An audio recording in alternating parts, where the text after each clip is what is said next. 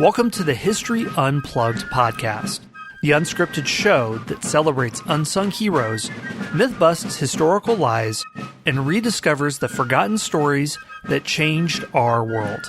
I'm your host, Scott Rank. 2 years before the Civil War, one of the most popular politicians in the United States was Congressman Daniel Sickles. He and his wife Teresa were popular fixtures in the Washington, D.C. social scene. They lived on Lafayette Square, across from the White House, and James Buchanan himself was godfather to the Sickleses' 6-year-old daughter. But Sickles had to travel frequently, so he entrusted his friend, U.S. Attorney Philip Barton Key, the son of Francis Scott Key, to escort Mrs. Sickles to parties in his absence.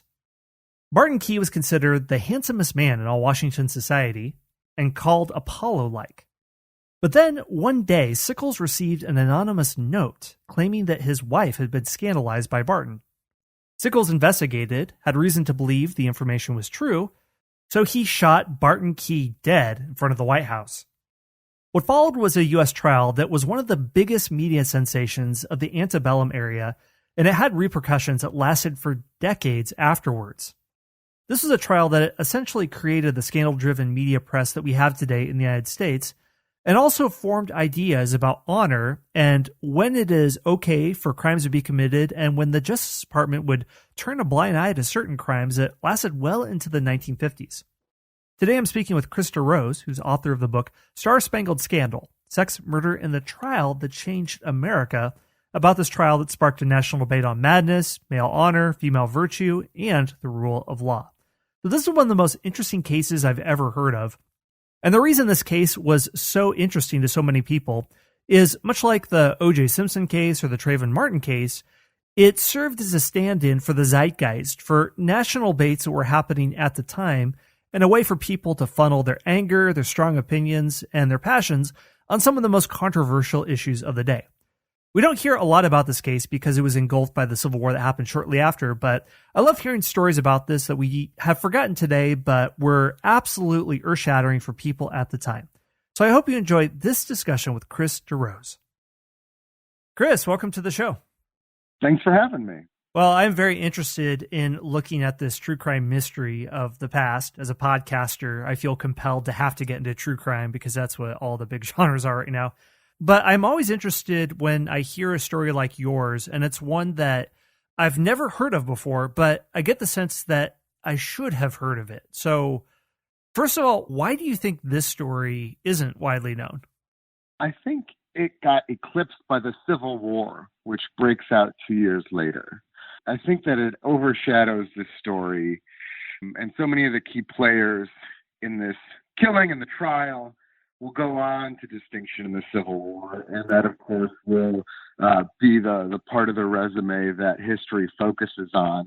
But for about 4 or 5 months in America in 1859, this was the only topic of conversation. Wherever you were, it was the only thing people were interested in. It was what the newspapers were covering relentlessly. It would have been a scandal and story that you would not have been able to hide from if you wanted to. Well, first of all, I'd love for you to set the stage, because this is perhaps one of the final big events of the Antebellum era where people could distract themselves with a salacious story before the war breaks out. Before we get into this scandal with Daniel Sickles and his wife and his friend Philip Barton Key, what are things that we should know about with Antebellum society that would really make this scandal resident, that perhaps a modern person would have to know about it for the story to really make sense? So it's a very small C conservative era. Society has rigid hierarchies. At the top of that hierarchy in Washington, D.C. are Daniel Sickles and his wife Teresa. They give the most lavish parties where all the most important and interesting people will go. And they're among the people you would want most to have at your own parties. And so you have this society of Washington, D.C., and all the powerful people who are sort of partying and celebrating and enjoying themselves while the country slides towards civil war. And how did you find out about this story originally, since it has been overshadowed by the Civil War afterwards? So I wrote a book about the Civil War called The President's War. And I wanted to explore, at the time, what was a unique phenomenon. That you had 5 former presidents who lived to see the American Civil War. And I wanted to see what they did during the Civil War, what they thought about Lincoln, how they'd caused the war, and how they, in their own way, had tried to stop it, and then what they did when it broke out. And I'm reading the letters and diaries of these former presidents, and they're appropriately focused on all the problems in front of the United States. And then suddenly, all they want to talk about is the Sickles affair. And I asked myself, what could be so important to take their eyes off the ball at this critical juncture in American history? And then I went and looked into it, and I said, okay, that's a pretty good story. It really has all the elements of sensational modern scandal, everything you'd recognize today that would get the attention of the public and the press. And so, yeah, I accessed it through the eyes of the presidents who couldn't look away. Train wreck happening, or I suppose a carriage crash, if we're going to be historically accurate. Right. Let's get into it. Let's set things up. Who are these particular people? Daniel Sickles, his wife, his friend, and what unfolds? Yeah, so Daniel Sickles is an ambitious young Democratic congressman from New York. He had previously served as James Buchanan's top aide when he was sent to the United Kingdom as ambassador by President Pierce.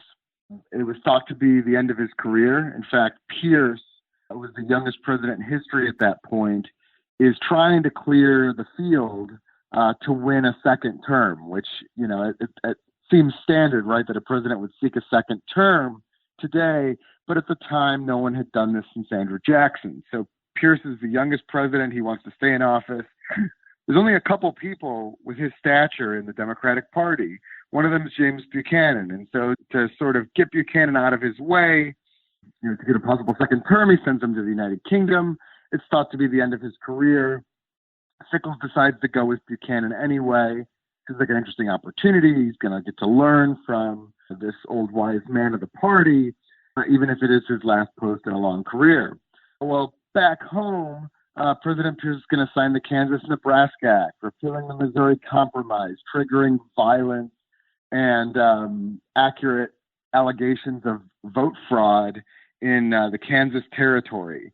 And it's a problem for the whole country. And in fact, the only hope that Democrats have of holding on to the White House in 1856 is going to be Buchanan, because he was so far removed from the passage of the Kansas-Nebraska Act. And so they come back from the United Kingdom. Sickles runs for Congress and wins. Buchanan runs for president and wins. And so Sickles goes to Washington. Sickles' wife is the granddaughter of Lorenzo da Ponte, the librettist for most of Mozart's most well-known operas. And Sickles boarded with that family in preparation for going to college. He went to the University of New York, which is today New York University. And he meets her when she's very young, and they get reacquainted when she's older, and he falls in love with her, and they get married. And so Sickles is a guy who seems like he very much has the world where he wants it. He's the toast of Washington society. He's got this terrific, much-loved wife. He's the confidant of the president. He's a congressman for the commercial capital of the country. And so it looks like the sky's the limit for him. When Sickles goes to the inauguration of James Buchanan, and shortly thereafter, he's introduced to a guy named Philip Barton Key, goes by Barton Key, the son of the author of the national anthem, Francis Scott Key. And Barton is the U.S. attorney for Washington. And as a Pierce appointee, his job is in danger when Buchanan comes to office. And so mutual friends introduce them and entreat Daniel Sickles to try to help keep Key in his job. And of course, Sickles does and is successful at doing so. And so when the book opens up, Sickles is a very well-respected congressman, considered maybe the best debater in Congress. Everything seems like it's going right for him, and it's not. Okay, so what happens there after that? What are things that aren't going right? Everything changes for Sickles when he receives a letter, an anonymous letter on a Thursday night after a party at his house and a dance at Willard's Hotel.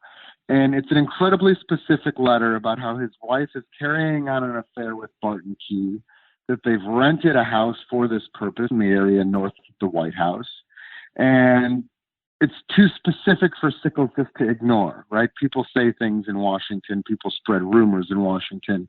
This was something he could verify. And so Sickles contacted his friend, George Wooldridge. Wooldridge is an interesting character. Wooldridge grew up in a bar where his parents owned, and he grew up to be a proprietor of a bar and a brothel.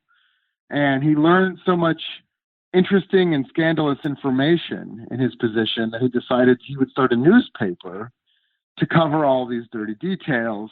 And he found that the real money was in blackmailing people, not in selling advertising space or subscriptions. And so he published this newspaper, which is basically like a tabloid, ends up facing criminal charges over it, runs away to Europe, where he manages the first ever minstrel group throughout Europe, reappears in Albany as the doorkeeper for the state Senate, and he gets to know Daniel Sickles. And so when Sickles becomes a congressman, he finds a job for Wooldridge in the House map room. And so Wooldridge is really his pre-Washington confidant that he turns to with this devastating news. And so Wooldridge helps him investigate this case. And they go to this neighborhood, they conduct interviews. Turns out everyone in the neighborhood knows about what's happening there. These two very well-dressed people going into a poor neighborhood to rendezvous for a couple hours. Everyone's aware of it. Everyone agrees that it's Barton Key. No one is certain who the woman is because she wears a veil. So Sickles is ultimately able to connect this mystery woman to his wife through a distinctive article of clothing that this woman is reputed to have worn. And he's devastated. He confronts his wife. She admits the affair. She signs a confession. He's in the house all weekend. He sends for Wooldridge. He sends for his friend Butterworth, who's visiting town from New York. And they're trying to give him counsel on this. Butterworth says, it's close to the end of session. You can send her back to New York. You can arrange for a divorce. By the time Congress reconvenes next year, this will largely be behind us. Sickles says, no. They've been so indiscreet that I'm the last person to know about this. And so really it's a question of honor now. It's not something that can be kept quiet or secret. My honor has been irreparably damaged.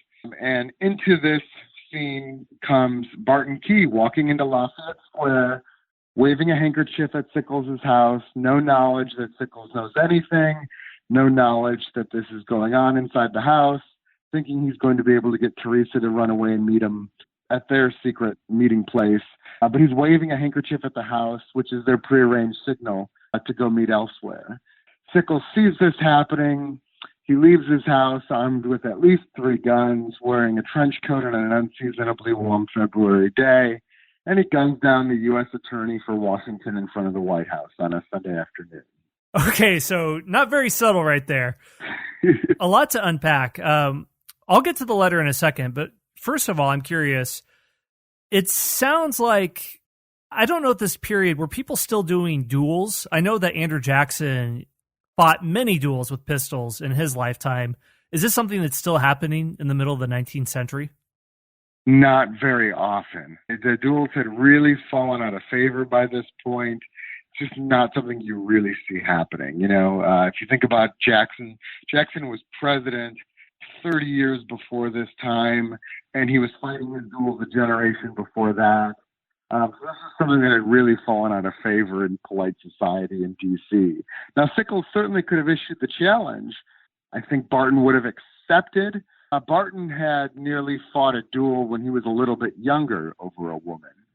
But I think the point there is that Sickles wanted to kill him, and he didn't want to risk getting killed himself. Makes sense. Okay, so he's using a whole different strategy. In terms of the letter writer, would you like to bring that up now of who you think it was, or should we save that for the court drama? No, I think this is a perfectly good time. So this was a part of the book that vexed me and continues to vex me, this identity of this anonymous letter writer. I was not able to figure out who it was. I worked with a handwriting expert, and I found samples of some of the main suspects, and none of them matched. I do have someone who I think it was. So there's a young man who was in love with Teresa. He was stalking her, and actually he becomes the first person to find out about the affair between Teresa and Barton Key because he's actually following her around town. He has a little bit too much to drink at the Willard. He tells the wrong person about it. He finds himself summoned to Sickles' house. Sickles angrily confronts him. He denies seeing anything. He denies saying anything.